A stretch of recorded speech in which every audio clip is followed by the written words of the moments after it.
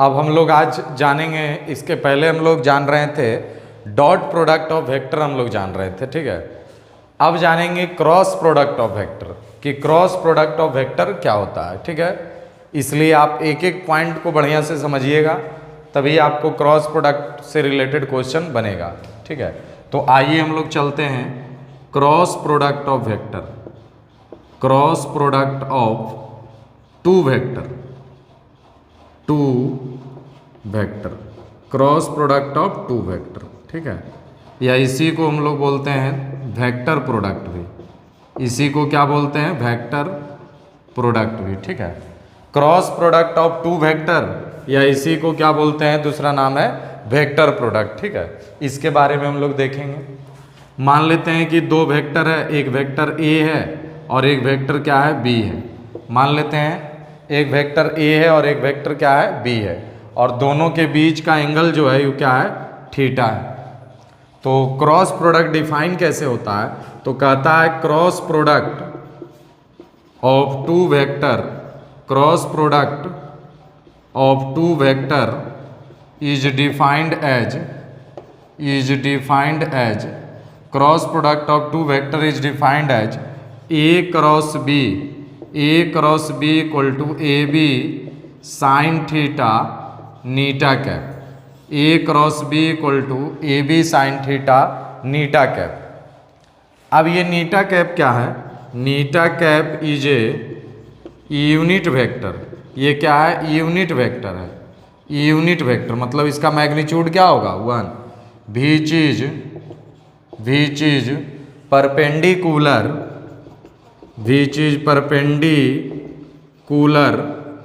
To both vector A and B, which is perpendicular to both vector A and B. ध्यान से देखिए थोड़ा सा, cross product of two vector समझ रहे हैं। तो मान लिया कि दो वेक्टर, एक वेक्टर ए मान लिए, एक वेक्टर क्या मान लिए, बी, और दोनों के बीच का एंगल क्या है, थीटा है। तो cross product of two vector is defined as, cross product of two vector is defined as A cross B equal to क्या होता है, ए बी साइन थीटा नीटा कैप। ये दिमाग में रखिएगा, A cross B equal to A B sine theta नीटा cap. अब देखिए इसको वेक्टर प्रोडक्ट क्यों बोलते हैं। देखिए ये क्वांटिटी जो ये तो स्केलर देगा, लेकिन स्केलर के साथ यूनिट वेक्टर मल्टीप्लाई है, तो स्केलर के साथ अगर यूनिट वेक्टर मल्टीप्लाई है तो ये पूरा क्वांटिटी हमको क्या दे देगा, वेक्टर क्वांटिटी देगा। इसीलिए क्रॉस प्रोडक्ट जो होता है वो हमेशा वेक्टर देता है, इसलिए उसको बोलते हैं वेक्टर प्रोडक्ट बोलते हैं, ठीक है। और ये जो नीटा कैप है इसको समझिएगा, ये बहुत यूज होगा क्वेश्चन बनाने में। एक तरह का ये यूनिट वेक्टर है जो कि क्या है, which is perpendicular to both vector A and B, यानी ए और बी दोनों के परपेंडिकुलर है। बात समझ रहे हैं ना, ए और बी के दोनों के क्या है, परपेंडिकुलर है। मतलब ए और बी दोनों वेक्टर के परपेंडिकुलर यूनिट वेक्टर निकालना है तो आपको नीटा कैप निकालना पड़ेगा, ठीक है। तो आप याद रखिए A cross B equal to A B sine theta नीटा कैप, लिख लीजिए इसको, फिर देखते हैं। हम लोग क्रॉस प्रोडक्ट को जान रहे हैं, बहुत इंपॉर्टेंट चीज़ है, पहले समझिए। तो क्या समझे हम लोग, A cross B equal to क्या होता है, ए बी साइन थीटा नीटा कैप। देखिए आप फिजिक्स में भी ये सब सारा चीज़ पढ़े हैं, ठीक है। तो A cross B equal to A B sine theta नीटा कैप, ध्यान दीजिए। अब इसको लिख सकते हैं, मैग्नीट्यूड लिख सकते हैं, मॉड ए क्रॉस बी। तो मॉड ए क्रॉस बी आप क्या लिखिएगा, ए बी साइन थीटा नीटा कैप, ठीक है।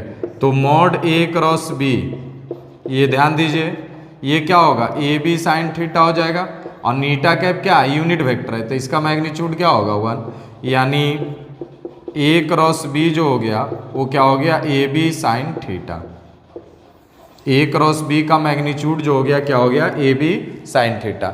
ये आपका फार्मूला भी हो गया सर कि मॉड ए क्रॉस बी क्या हो गया, ए बी साइन थीटा, इसको याद रखिएगा, ठीक है। अब हम लोग थोड़ा सा और फ्रेश कर लेते हैं, वैल्यू ऑफ नीटा कैप निकालते हैं। वैल्यू ऑफ नीटा कैप मतलब एक यूनिट वेक्टर है जो ए क्रॉस बी के क्या है, परपेंडिकुलर है, मतलब ए वेक्टर के भी परपेंडिकुलर है, बी के भी परपेंडिकुलर है, ठीक है।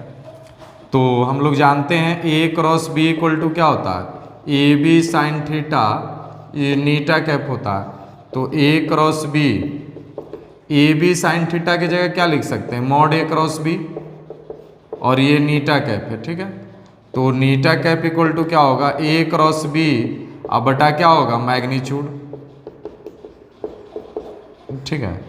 तो क्या देख रहे हैं, यूनिट वेक्टर निकालने का तरीका हम लोग पहले भी पढ़े हैं कि जो वेक्टर का निकालना है वो वेक्टर बटा उसका मैग्नीट्यूड। तो ये यूनिट वेक्टर किसके होंगे, ए क्रॉस बी के होंगे, तो ए क्रॉस बी बटा उसका मैग्नीट्यूड हो गया। यानी दिमाग में रखिएगा हमेशा, नीटा cap is a unit vector, ये यूनिट वेक्टर है, विच इज परपेंडिकुलर, बार बार लिख रहे हैं, which is perpendicular, which is perpendicular to both A vector and B vector. क्या होगा, जो ए और बी के परपेंडिकुलर होगा, ठीक है। यानी नीटा कैप निकालने के लिए ए क्रॉस बी बटा मॉड ए क्रॉस बी हो गया, ठीक है। इसको प्रिंट कीजिए। ए क्रॉस बी को हम लोग सीख रहे हैं, मतलब क्रॉस प्रोडक्ट को। छोटी छोटी बात को हम लोग ध्यान देते जाएंगे, तभी आप क्वेश्चन बना सकते हैं। अब हम लोग समझते हैं ए क्रॉस बी का वैल्यू कैसे निकालेंगे, ए क्रॉस बी का वैल्यू कैसे निकालेंगे, वो ध्यान दीजिएगा। मान लेते हैं लेट ए बराबर कितना दिया हुआ है, x1 I cap plus y1 J cap plus z1 K cap, ठीक है। और बी वेक्टर बराबर क्या दिया हुआ है, x2 I cap plus y2 J cap और प्लस z2 के कैप, ठीक है।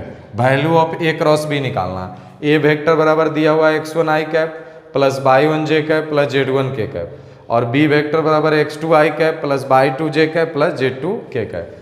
तो देखिए ध्यान से, A cross B, A cross B, I cap हो गया, जे कैप, के कैप लिख देंगे, ठीक है। ये तरीका है, जैसे बता रहे हैं वो दिमाग में रखिएगा। आई कैप, जे कैप, के कैप, डिटर्मिनेंट पढ़े होंगे, तो डिटर्मिनेंट पढ़े होंगे तो कोई दिक्कत नहीं होना चाहिए, ठीक है। वैसे नहीं पढ़िएगा तो सब दिन दिक्कत होगा। x1 y1 z1 हो गया, समझ गए ना, जिसे एकदम बोका रहिएगा तो दिक्कत नहीं होगा। आई कैप, जे कैप, के कैप, तो x1 y1 z1 x2 y2 z2।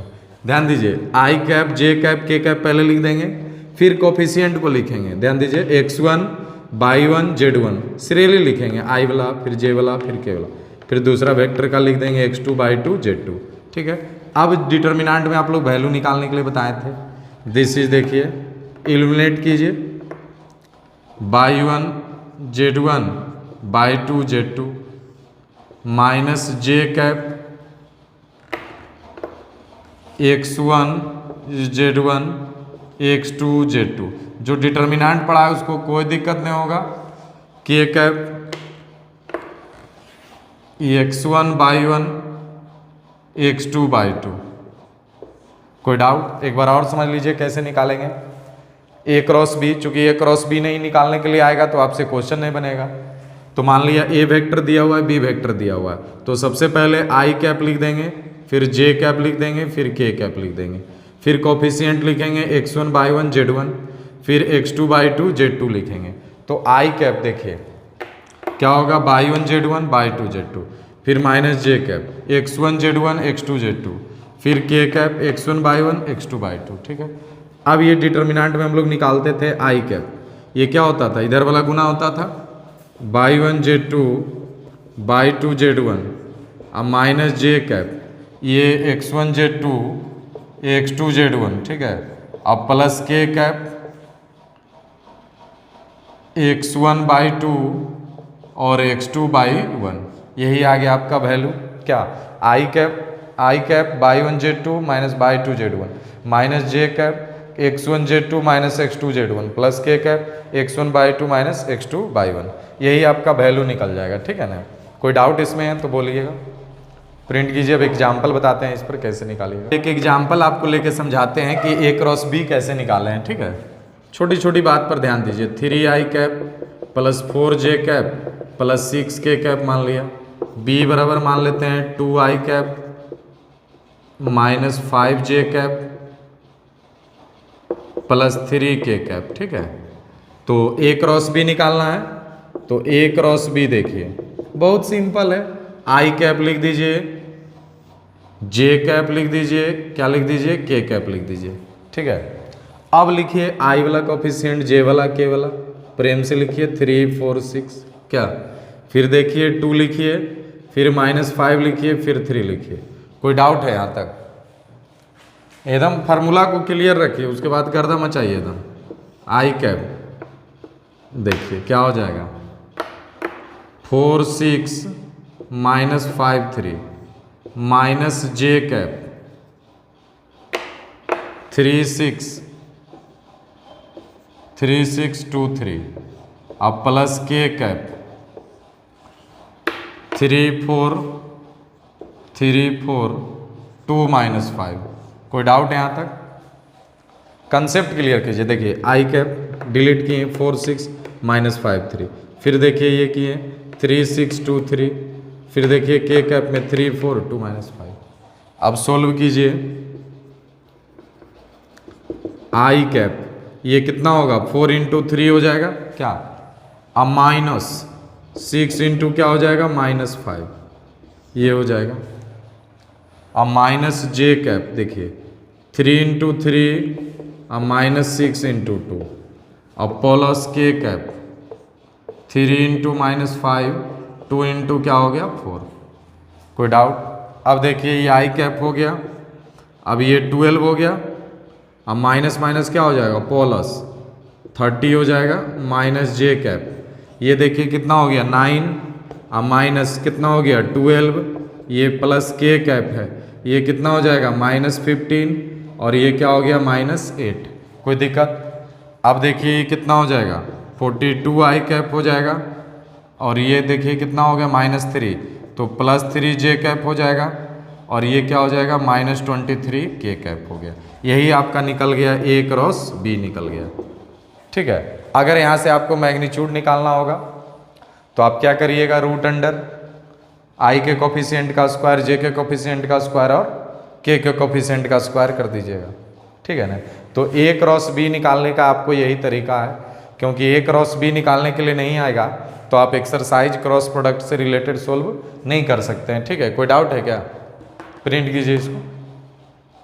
कुछ स्पेशल केस इसका देखा जाए A क्रॉस B का, हम लोग A क्रॉस B निकालने के लिए सीखे। अब आइए कुछ स्पेशल केस है जो आपको यूज होगा, कंसेप्ट भी कह सकते हैं इसको, बहुत इंपॉर्टेंट कंसेप्ट है।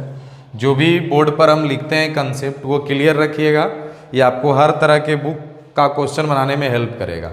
ठीक है, ये नहीं समझिए कि बेसिक कंसेप्ट है, ये सारा आपको कंसेप्ट बोर्ड पर रखा जा रहा है। मान लिया if vector A and B are parallel, vector A and B are parallel, parallel vector है। पैरेलल वेक्टर का मतलब क्या होता है कि दोनों का डायरेक्शन क्या होगा, सेम होगा। यानी कहने का मतलब A वेक्टर एक है और एक दूसरा B वेक्टर है। अब दोनों ये मान लिया पैरेलल है, तो पैरेलल है तो दोनों के बीच एंगल कितना होगा 0 डिग्री, कॉमन बात है। पैरेलल है तो दोनों के बीच का एंगल कितना होगा 0 डिग्री। तो इसलिए A cross B equal to हम लोग जानते हैं AB साइन थीटा और नीटा कैप है, तो AB साइन थीटा की जगह क्या हो जाएगा 0 नीटा कैप। अब देखिए साइन 0 का वैल्यू क्या होगा 0, ये नीटा कैप आ गया। अब देखिए क्या है, 0 से किसी भी संख्या में मल्टीप्लाई करिएगा तो क्या आएगा 0 ही आएगा। यानी क्या देखें कि अगर वेक्टर पैरेलल रहेगा तो क्रॉस प्रोडक्ट आपका क्या आएगा 0 आएगा। ठीक है, यानी कह सकते हैं, नोट में बात याद रखिएगा, if cross product of two vector, if cross product of two vector is 0 then if cross product of two vector is 0 then vectors are parallel, vectors क्या होगा पैरेलल होगा। ठीक है ना, यानी कोई डाउट है क्या कि अगर आपको पैरेलल वेक्टर प्रूव करना होगा कि दो वेक्टर पैरेलल है तो आप वहां पर क्रॉस प्रोडक्ट निकाल दीजिए। अगर क्रॉस प्रोडक्ट 0 आ रहा है तो मतलब समझिए कि वेक्टर क्या है पैरेलल है। ठीक है ना, यहाँ पर कंडीशन बताएं कि पैरेलल है तो थीटा 0 हो गया, तो थीटा 0 का मतलब साइन 0 हो जाएगा, और साइन 0 हुआ तो ये पूरा 0 हो जाएगा। यानी क्रॉस प्रोडक्ट वेक्टर का अगर 0 आ रहा है तो इसका मतलब वो वेक्टर क्या है पैरेलल है। ठीक है, इसमें एक कंसेप्ट और समझ सकते हैं आप, एक कंसेप्ट और समझ सकते हैं इसमें। क्या समझ सकते हैं कंसेप्ट, जो आप ध्यान दीजिएगा, एंटी पैरेलल रह सकता है। If vector A and B are anti parallel, anti parallel, anti parallel का मतलब होता है दोनों अपोजिट डायरेक्शन में, एक ए है और एक इधर बी है, दोनों का डायरेक्शन क्या होगा, अपोजिट होगा। तो बताइए ये एंगल कितना होगा एंटी पैरेलल के केस में, 180 होगा, कोई भी बच्चा जानता होगा 180 होगा एंटी पैरेलल में, ये सब नॉर्मल चीज़ है। तो A cross B equal to क्या लिखेंगे, A cross B equal to A B sine theta नीटा कैप, तो ए बी साइन थीटा की जगह क्या होगा 180 डिग्री, ये नीटा कैप, तो ए बी और साइन 180 का वैल्यू क्या होगा 0, और ये नीटा कैप, तो ये क्या आ गया 0 आ गया। यानी क्या देख रहे हैं कि एंटी पैरेलल के केस में भी क्या होगा 0 होगा। यानी कहने का मतलब हो गया अगर क्रॉस प्रोडक्ट 0 आ रहा है तो वेक्टर पैरेलल भी हो सकता है या एंटी पैरेलल भी हो सकता है, ठीक है। लेकिन क्वेश्चन में ज़्यादातर आपको साबित करना रहेगा पैरेलल, कि वेक्टर को पैरेलल प्रूव करिए, मतलब क्रॉस प्रोडक्ट निकाल के दिखा देना है, अगर 0 आ गया तो क्या हो गया आपका पैरेलल हो गया, ठीक है। प्रिंट कीजिए। देखिए हम लोग छोटी छोटी बात को समझ रहे थे, ठीक है ना, कंसेप्ट समझ रहे थे। आइए अगला कंसेप्ट भी है, एक तरह का क्वेश्चन भी है, ये कंसेप्ट भी है, एक तरह का क्वेश्चन भी है, आप इसको समझ सकते हैं, ठीक है। जैसे mod A cross B equal to A dot B है, find angle between vector A and B, vector A and B, vector A and B, ठीक है। ये कंसेप्ट भी है, एक तरह का क्वेश्चन भी है sir. Mod A cross B equal to क्या दिया हुआ है, ए डॉट बी है, तो find angle between vector A and B. ध्यान दीजिएगा, सॉल्यूशन आइए, mod A cross B equal to A dot B दिया हुआ है, तो अभी बताएं मॉड ए क्रॉस बी का क्या होगा, ए बी साइन थीटा हो जाएगा, क्या मॉड ए क्रॉस बी का क्या होगा, ए बी साइन थीटा, और ए डॉट बी का क्या होगा, ए बी कॉस थीटा, ठीक है। अब ए बी कैंसिल हो गया सर, तो ये साइन थीटा इक्वल टू क्या हो गया, कॉस थीटा हो गया, मतलब sine theta by cos theta equal to क्या हो गया 1 आ गया, यानी टेन थीटा इक्वल टू क्या हो गया 1। Sign theta by cos theta क्या होता है, टेन थीटा होता है, यानी टेन थीटा इक्वल टू आ गया हमको 1 आ गया, ठीक है। टेन थीटा 1, तो 1 कितना पर होता है, टेन 45 डिग्री पर होता है, या पाई बाई 4 भी लिख सकते हैं, तो थीटा इक्वल टू क्या हो गया 45 डिग्री, इसको आप पाई बाई 4 भी लिख सकते हैं। यानी इस तरह का कंडीशन रहेगा तो आप बता सकते हैं कि एंगल क्या होता है पाई बाई 4। बहुत सिंपल था। मॉड ए क्रॉस बी हम लोग जानते हैं, A B sine theta, A dot B A B cos theta, ये फार्मूला तो आपको याद रखना पड़ेगा, अगर नहीं याद रखिएगा तो आप ही को परेशानी होगा। A B cancel, sine theta बराबर कॉस थीटा, तो ये कॉस थीटा इधर आ गया, sine theta by cos theta, ये क्या आ गया आपका टेन थीटा आ गया, टेन थीटा 1, यानी टेन थीटा बराबर टेन 45, तो थीटा बराबर 45 डिग्री, पाई बाई क्या आ गया 4 आ गया, ठीक है। तो इसको प्रिंट कर लीजिए, ठीक है, इसको प्रिंट कीजिए। जो है वेक्टर का हम लोग क्रॉस प्रोडक्ट के बारे में देख रहे थे, ठीक है। तो ये बेसिक चीज़ था वेक्टर का क्रॉस प्रोडक्ट का। अब और इसका डायरेक्शन हम लोग बताएंगे ए क्रॉस बी का, फिर बताएंगे Cartesian unit vector I cap J cap and के कैप का कैसे क्रॉस प्रोडक्ट निकलता है, ये सारा चीज़ हम लोग अगले वीडियो में बताएंगे, ठीक है। ठीक है, तब तक के लिए इतना एक एक पॉइंट क्लियर आप लोग कर लीजिएगा, और ज़्यादा से ज़्यादा बच्चों के बीच शेयर कीजिए ताकि और बच्चे लाभ उठा सकें, ठीक है। इसलिए इतना कंप्लीट करके रखिएगा।